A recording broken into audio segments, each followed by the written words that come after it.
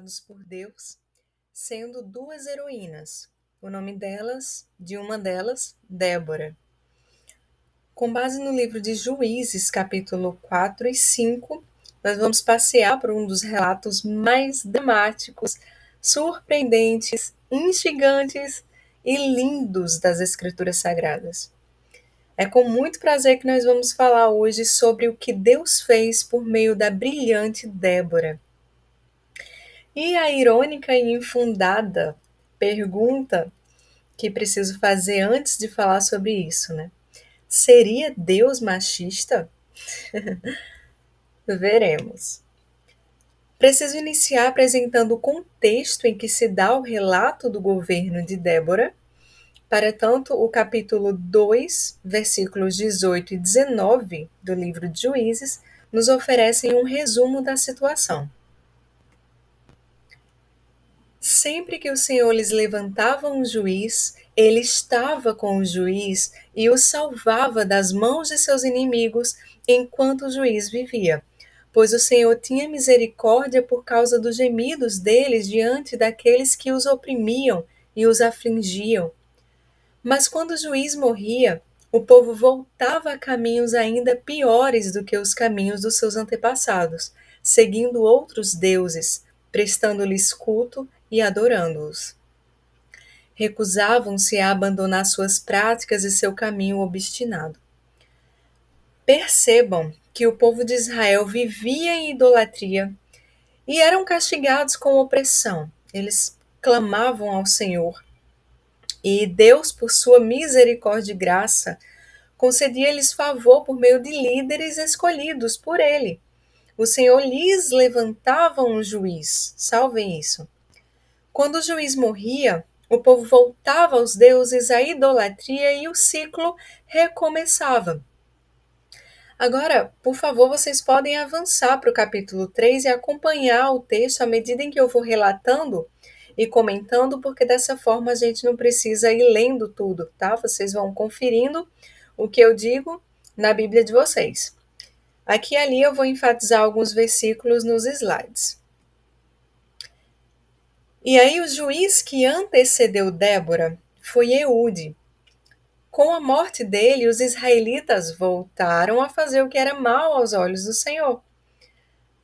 E aí, como resultado da adoração aos ídolos, Israel não apenas ficou sob opressão, como também sofreu decadência social. O ciclo começa novamente com Israel sob a opressão de Jabim, o rei de Canaã, um governante que nem mesmo estaria nessa posição se Israel tivesse confiado em Deus e lhe obedecido. E aí o instrumento opressor mais importante de Jabim, o grande vilão dessa história, era Sísera, o comandante do exército de Jabim. Esse exército tinha 900 carros de guerra ao seu dispor. E a opressão se caracterizava por muita crueldade. Durou 20 anos e então os israelitas clamaram ao Senhor. Entra em cena Débora, uma governante virtuosa. Como uma mãe em Israel, ela era uma esperança para os israelitas. Débora era uma profetisa que, obviamente, anunciava a palavra de Deus ao povo. Naquela época não havia o cânon completo das Escrituras Sagradas, e quem anunciava a palavra de Deus recebia revelações da parte de Deus, de forma a entregar a sua mensagem ao povo. Além disso, desse seu papel espiritual, a Débora também julgava Israel, sendo uma líder civil e espiritual, porque nesse tempo não havia separação entre as duas coisas como temos hoje.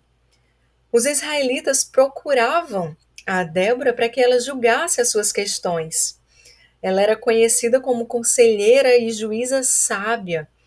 E os israelitas a procuravam em busca de solução para todos os tipos de problemas sociais, problemas legais, problemas relacionais. A Débora é bem diferente dos outros juízes que a antecederam e que a sucederam. Ela liderava com sabedoria, com caráter, não pela força bruta. tá? Enquanto seus anteriores, por exemplo, Otoniel, ele foi à guerra, o Eude maquinou o assassinato. No governo de Débora, ela liderou para além do campo de batalha. E tudo isso serve para nos lembrar de que o líder escolhido por Deus, ele governa não só na sua força, né, mas com inteligência e sabedoria. Nesse sentido, Débora aponta para o governo de Cristo, que, como diz lá em Isaías, pode sustentar o governo em seus ombros e é chamado maravilhoso conselheiro, príncipe da paz, para estabelecer e firmar seu reino em retidão e justiça. Naquela época de muita perseguição, de muita opressão entre as nações, os israelitas estavam vivendo o terror, e é claro que a guerra, nesse momento, se tornou inevitável. E, obviamente, uma guerra precisa de guerreiros. Débora não era uma guerreira, tá? Ela manda chamar, aí entra em cena agora, o Baraque, um guerreiro obediente. A Bíblia diz que Débora mandou chamar Baraque e passou a ordem de Deus para ele. Nem Débora, nem Baraque terão a honra de acabar com o principal inimigo do seu povo, o Císera. Em todos os casos, a gente vê, né, antes e depois de Débora, um herói humano, né? Geralmente. Aqui a gente vê três, né? Essas duas heroínas e um herói que é o Baraque. O Cântico de Débora, no capítulo 5, mostra claramente que quem deve receber a glória suprema não é nenhum dos três, mas o Senhor, né? Que escolhe resgatar o seu povo, liderar o seu povo por meio de quem ele quer. E aí, quando Débora chama o Baraque, ele pede para Débora ir com ele. Ele se recusa a ir sem ela. E aí Débora imediatamente depois diz que a honra não será dele, mas Deus entregará o inimigo a uma mulher. E aí, estudiosos se dividem nesse ponto, na interpretação dessa fala de Débora. Das interpretações mais coerentes com o texto, estaria Débora repreendendo uma possível falta de fé da parte de Baraque, ou ela está aqui apenas profetizando o que vai acontecer, né?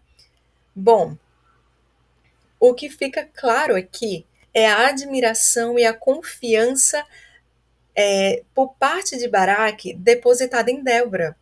Isso mostra que ela era uma excelente líder e uma grande mulher de Deus. Ora, se Deus estava com Débora, é claro que Baraque queria estar com ela. E aí, veja o que eu coloquei aqui, Baraque, um guerreiro obediente. É muito injusto quando afirmam que Baraque era um homem medroso. Ora, vejam só, um carro de ferro atravessava um batalhão de soldados a pé, bastava um. Mas 900 carros de Císera derrubariam fácil, gente, os 10.000 soldados que acompanharam Baraque, era o que Israel tinha. Mesmo assim, Baraque ele vai à luta, e ainda mais sabendo que a honra da vitória final, né, não seria dele. Então ele não está ali buscando honra, ele está em uma situação de extremo perigo, arriscando a sua vida, sem a desejável recompensa de vitória sobre o maior inimigo. E nesse sentido, a fé de Baraque prenuncia o maravilhoso libertador que humilhou a si mesmo, sendo obediente até a morte. Baraque não é morto, mas ele lembra Jesus na sua obediência mesmo diante do perigo da morte. Baraque sabia que o seu exército não era páreo para o exército de Císera, mas sabia também que Císera não era páreo para Deus.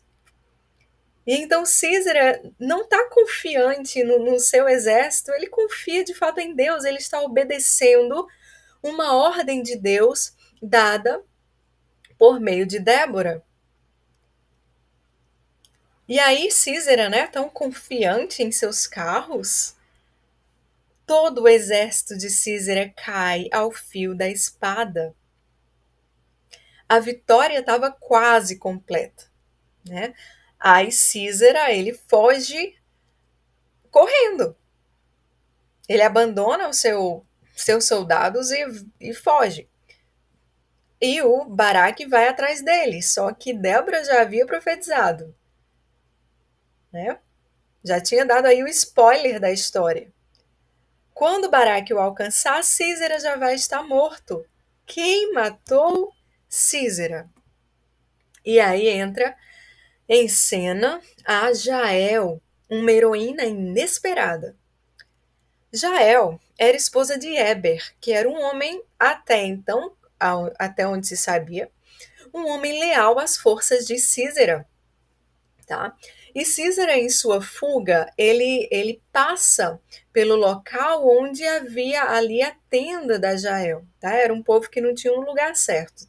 Estavam ali próximo onde a guerra estava acontecendo, e o Císera não tinha motivo para desconfiar de Jael, tá? Então Jael convida a Císera e ele confia totalmente na proteção, né? Ela o convida para entrar na tenda, foi super gentil, super hospitaleira. Ele pede água, ela lhe dá leite, ela lhe oferece repouso. Obviamente, ele estava muito cansado, então ele dorme. E Jael promete que vai ficar lá na porta da tenda, protegendo, né, para caso de alguém passar à procura dele e ela poder dizer que não tem ninguém, né? Mas aí a intenção dela não era essa. Ela não tinha intenção nenhuma de ser leal a Císera. Na verdade, ela parecia mais interessada em defender Israel. O que é que ela faz? Ela pega uma estaca da tenda e um martelo, que são seus objetos de trabalho. Naquela época era um trabalho comum às mulheres armar e desarmar tendas. Ela pega seus objetos de trabalho. Enquanto o Císera está dormindo, ela crava-lhe a estaca na têmpora de Císera, até penetrar no chão. E a informação seguinte é bem óbvia, né? Ele morreu, com certeza. Bem, naquela época, o machismo predominava real, né? Algo cultural, jamais bíblico. Morrer pelas mãos de uma mulher numa época dessa, meu Deus, era muita humilhação, tá? Mas foi exatamente assim que Deus planejou a morte desse general cananeu. Débora havia profetizado exatamente isso. Daí, quando Baraque, né, que continuava procurando Císera, passa pela tenda de Jael, ela o chama e fala que vai mostrar o homem a quem ele procura, né? Lá vai Baraque armado, talvez tentando ali proteger Jael, quando dá de cara com o corpo de Císera com uma estaca enfiada na cabeça. E aí, aqui, cabe algumas informações a mais sobre o cruel e devasso Císera. O texto sagrado também nos informa que Císera gostava de roubar, violentar e escravizar as mulheres. O que, segundo a mãe dele, suas damas que estavam na espera dele voltar, né? Se não vitorioso, pelo menos sobrevivente. Aí elas ficam pensando qual será o motivo desse atraso, né? E esse atraso provavelmente na cabeça delas, né? É porque ele estava aproveitando os despojos, e isso incluía as mulheres, tá? Ou seja, a grande ironia aqui é que o homem que usava as mulheres como objeto é morto por objetos que as mulheres usavam, né? Então Deus orquestrou tudo de um jeito que parecia impossível aos olhos humanos. Deus não só defendeu todo o seu povo, como julgou casos de machismo com muito rigor. No final das contas, nós temos aqui 3 heróis humanos, sendo 2 heroínas, né? Débora, Baraque e Jael, e um Deus soberano que escolheu uma excelente juíza e profetisa Débora para liderar essa batalha, Escolheu Baraque como guerreiro, obediente e corajoso, que fez um excelente trabalho, derrotou um grande e poderoso exército com a intervenção divina, que fez chover em um período de seca, quando os carros do exército de Císara estavam próximos a um rio. Tá lá em Juízes 4, 13, 5, 4 também. E ele escolheu uma mulher de fora do seu povo, olha aqui o conceito teológico de graça comum, tá? Para quê? Para entregar o inimigo mais forte, o chefe do exército inimigo, ou seja, a soberania de Deus é o que merece aqui toda a honra dessa vitória. Olhem como termina o cântico da mulher que liderou Israel e continuou liderando, né? Assim pereçam todos os teus inimigos, ó Senhor, mas os que te amam sejam como o sol, quando se levanta na sua força. E a terra teve paz durante 40 anos. É possível ainda hoje ouvir machistas, né, da nossa época e até do nosso meio cristão, infelizmente. Principalmente, né, por conhecerem a história de Débora e comentarem sobre isso. Dizerem que Débora e Jael entraram em ação por omissão de homens. Prestem bem atenção. A Bíblia não diz isso. A Bíblia não diz isso, muito pelo contrário. Essas mulheres foram escolhidas a dedo, e a dedo de Deus. Foi exatamente assim que aconteceu, porque foi exatamente assim que Deus quis que acontecesse. A vontade de Deus não era usar homens, e os homens frustraram a sua vontade. Não! Deus não é fraco. Essas inferências ao texto é que são fracas.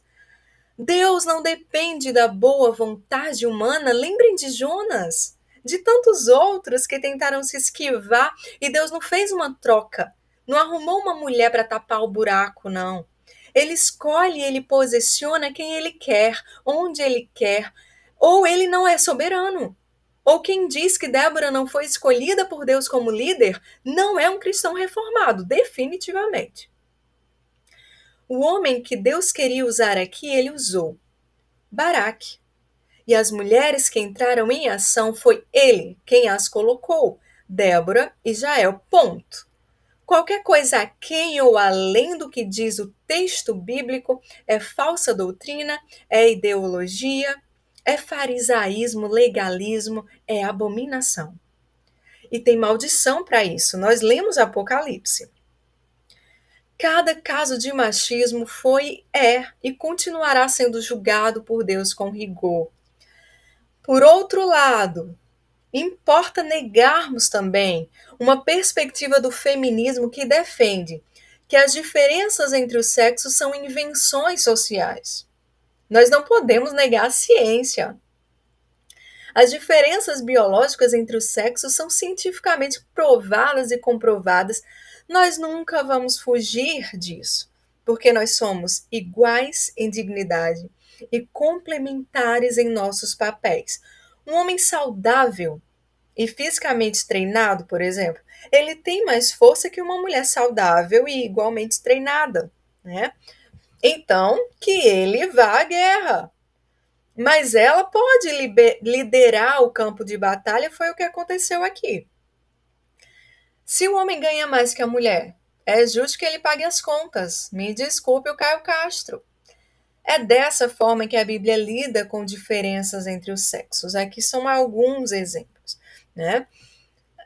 Nós vemos, então, que não há nada que impeça uma mulher de ser chamada por Deus para ser governante, líder, profetisa, que no caso hoje, depois do cânon completo, anunciar a palavra de Deus é pregar as escrituras, né?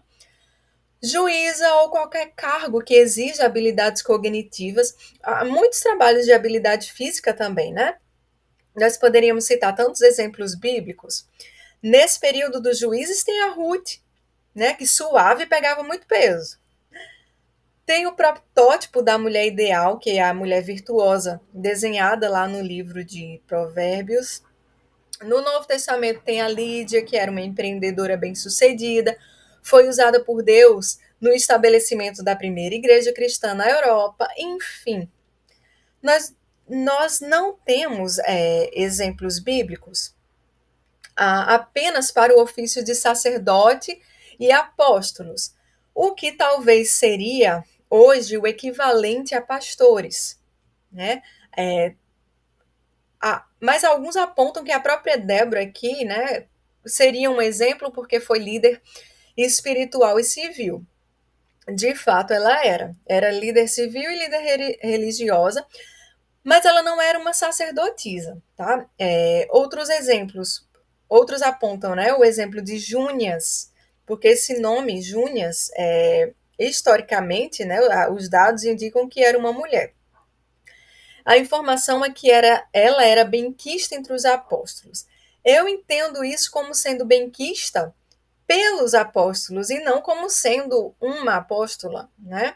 Até porque isso daria margem a novos apóstolos, o que seria um grande problema, e eu já tratei isso em um vídeo antigo sobre novos apóstolos, tá no meu canal do YouTube.